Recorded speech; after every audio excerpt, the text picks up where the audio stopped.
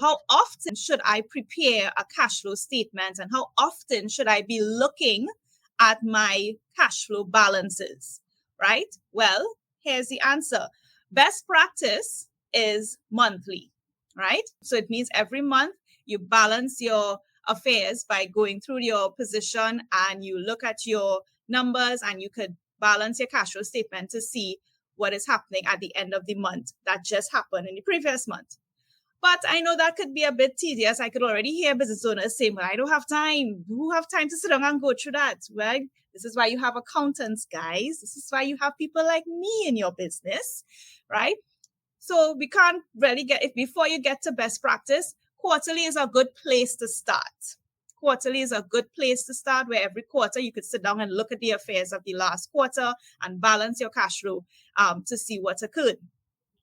But if you can't even do that, well, the bare minimum that I think you should do is at least twice a year. So 6 months, biannually, at a minimum, try to look at what happened in your business and try to understand your cash position at least twice a year, so that you have an idea of what's going on. So that's how often you should be preparing these numbers.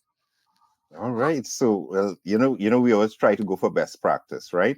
But I love that you're giving us a little middle ground that we could start with. But what I really want to ask and just talk about is, I want to understand how do I use, so I do my cash flow statement. Let's say, for example, I do my cash flow statement today, and I've done it for, let's just say I've done it for the next month.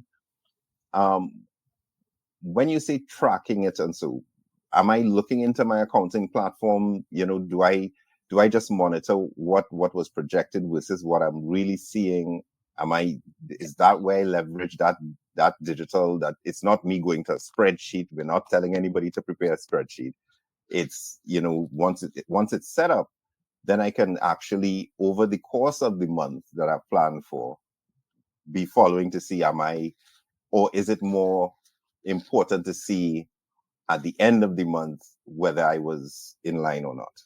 So I guess my question is, do I follow it along the way, or do I follow it, or do I monitor it at the end of the period?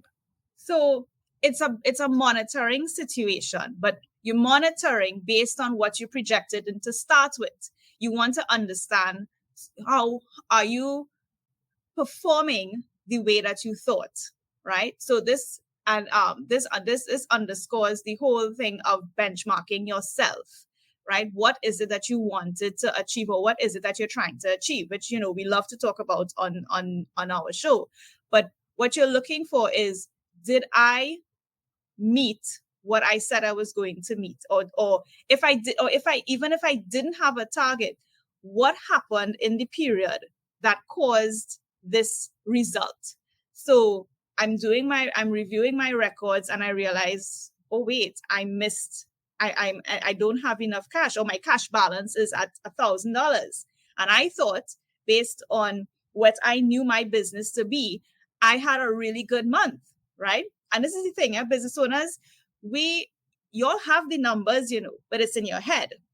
We all have a running total of what's going on in our business. We do know it, but we just have it in our head, and we don't really bring it out in a formal way. But you always have a running total of what you think is going on. And then the bank account is usually that hit of reality that says, well, no, what you thought was happening is not what was happening, because clearly the reality stepped in and you don't have enough, right? Or let me be a little bit positive. You probably had more than you thought. But when you go back and you review, you might realize, well, I have more because I haven't paid something yet. Because there's a payment that didn't come out yet, or there's something that was supposed to happen that didn't happen.